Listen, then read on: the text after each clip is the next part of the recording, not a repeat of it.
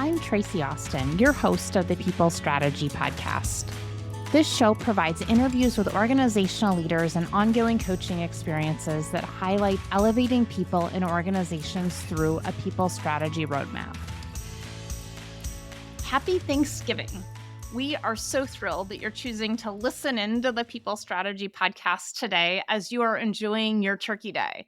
Here's the deal. Gratitude is the secret sauce, right? So I don't know what kind of sauce you love on your turkey and your mashed potatoes, and if it's cranberry or whatever it is, but that gratitude we have found is that secret sauce. Yes, even with those fun family members that you see a couple times a year that you do not love. When you can be grateful for what you learn from them, it's kind of like having that small fry petty tyrant next to you at work that you're like, really? We have to have this conversation, or I really have to have this conversation with you and I really don't want to. So when we can be grateful for what they bring to the table or don't bring from the table that we can learn from, it definitely makes the situation more enjoyable. So as we think about gratitude and think about what is gratitude really, gratitude is how we are showing appreciation is one title for it.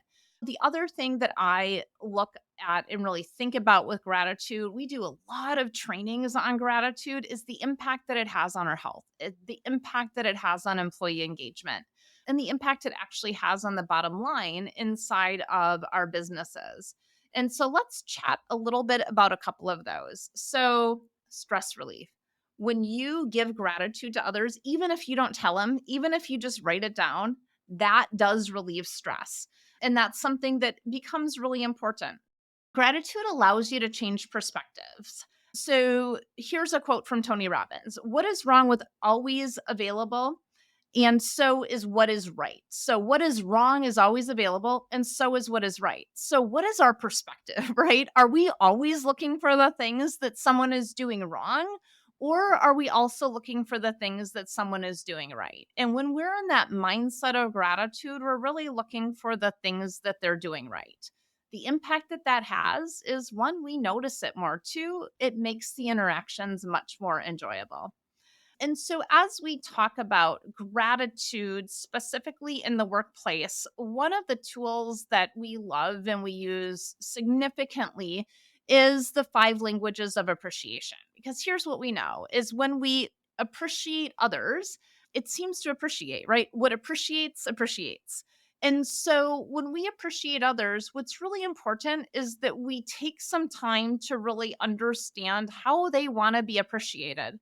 So, here at Elevated Talent Consulting, we use assessments in all of our work. So, we truly believe in the power of people data. And so, we use predictive index to really tell us, hey, how does a person tick? What are their natural behaviors? There's a couple other assessments that we use, and the assessment that's aligned with the 5 languages of appreciation is one that we absolutely love. And the reason being is it's essentially stating, how do you want to be appreciated, right? So there's 5 languages within that. One is words of affirmation. So essentially telling us why, you want to be appreciated. And within that, we have found that there's really 3 stages of gratitude or showing that appreciation. And when we can get really specific about it, it allows that message to know that it is truly personal and it's not a blanket. And so, those 3 stages of gratitude or appreciation is one, to recognize a specific person, experience, or behavior that's meaningful. Two, acknowledge very specifically why you're grateful for that person, experience, or behavior. And 3, appreciate. So describe how you benefited from that and what it meant to you.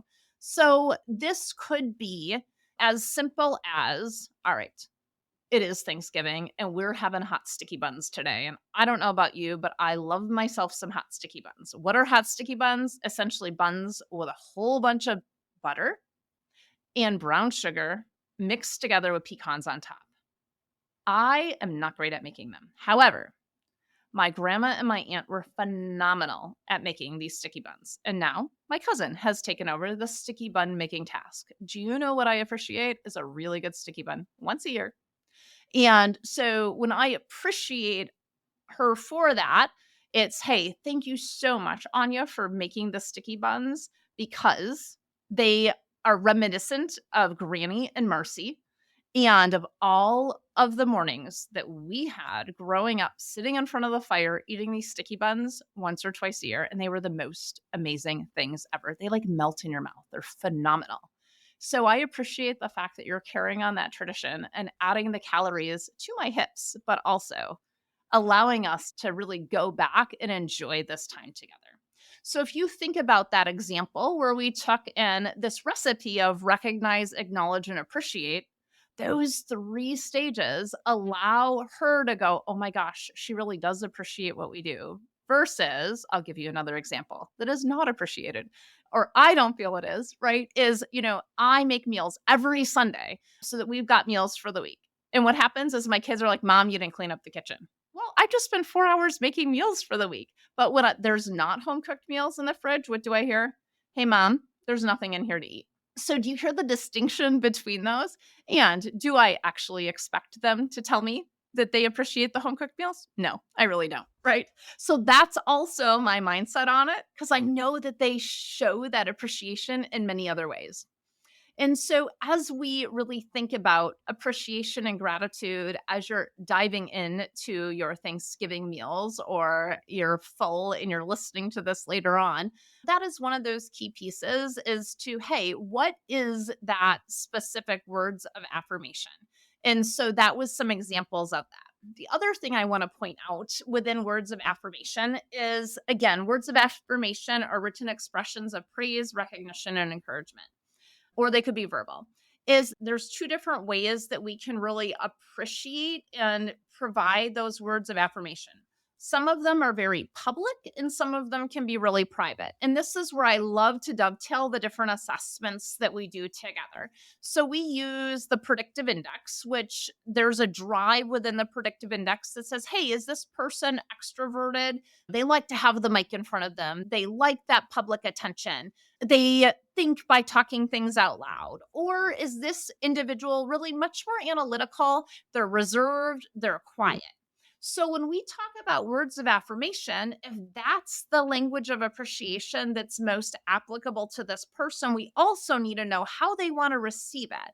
Do they want to receive it with a handwritten note? Do they want to receive it with a phone call that says, hey, I really appreciate yada yada? Or do they want to post on LinkedIn or Facebook? Or do they want that in the newsletter that goes out to everyone inside the organization? So those are two different assessments that tell us a ton about a person. One thing I want to name with assessments before we go through the other four languages of appreciation is always check in with the person and say, hey, this is what the assessment stated. Is it accurate for you?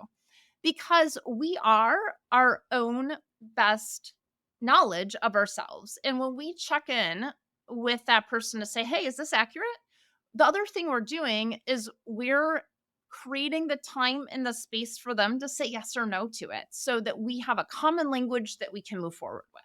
Number two is quality time. So, what does quality time actually mean? So, quality time as a language of appreciation is creating meaningful interactions. And so I tend to call this holding space. And this comes a lot from the coaching background that I have in coaching employees and coaching clients is when we hold space for a client or we hold space for another person, what we're doing is we're connecting specifically with them, where they are the only thing that we are thinking about and showing our attention to at that point in time.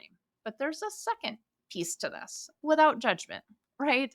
So we're not judging what they're saying. We're just holding the space for them to name what's going on and what's happening to really engage in that conversation.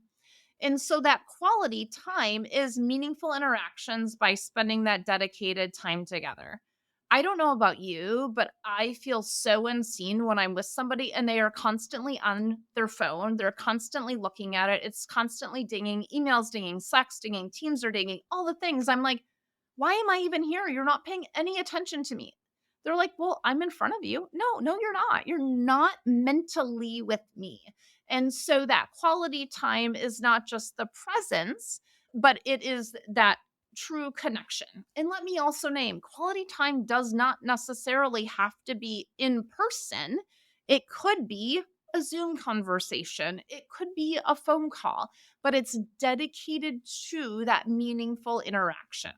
And then the third language of appreciation is what's called acts of service. And I think that that's a little misleading, but essentially, what acts of service is saying, hey, the way you can really appreciate me is to be beside me doing the work with me, right? So if you think about at home, how do you show your kids acts of service if that's their number one thing? For me, I can tell you that, for my kids, it is I'm doing dishes by their side. I'm not downstairs doing laundry or something else. I'm by their side doing it and we're having conversations. So, what you're noticing is a lot of times there's two or three of these that definitely dovetail together. And what the research shows us is that we all have a primary and a secondary language of appreciation. So, that acts of service is really that helpful action, thoughtful gestures, and practical assistance. So at work, that could look like you see somebody staying late, whether they're putting packets together for a speaking engagement or they're cleaning up from a conference or whatever that is, and you pitch in and you help for 15 minutes. That would be considered an act of service because it's honoring who they are and their time for them to get out earlier. And typically, that also is combined with quality time. The fourth is gifts. And gifts are that tangible token of appreciation. Here's the thing, only 6% of folks in the research shared that gifts were the most important thing. So often, gifts are given without any meaning to it, right? We're giving a gift because we feel we have to, or we're voluntold to do it, right? We give gifts at Christmas. Okay.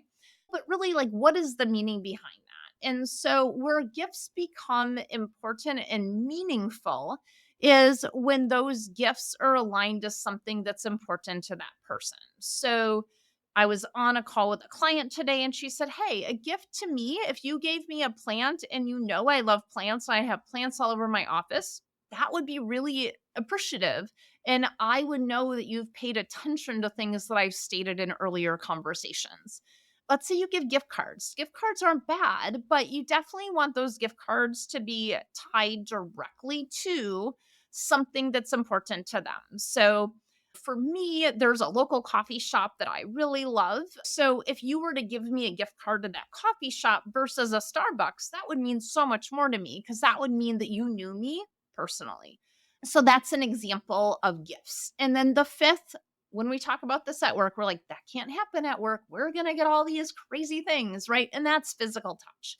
And so, what we know about physical touch in the workplace is it's referring to things like handshakes, high fives, fist bumps, etc.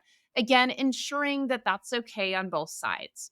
So, as we think about gratitude today, and we're eating our turkey and all of the yummy things, and I would love to hear what is your favorite side at Thanksgiving? And you heard mine for breakfast is sticky buns. But as we think about what we're grateful for, both at home and at work, and really sharing that appreciation and that gratitude, I just want to thank you and hope that you have a fantastic Thanksgiving. And I'm grateful for you. And I would be so grateful if you'd go ahead and give us a 5-star review and go ahead and share our podcast as we share these key strategies to aligning your people to your business results in a way that keeps them fully engaged in the workforce. Thanks so much and have a great rest of your day.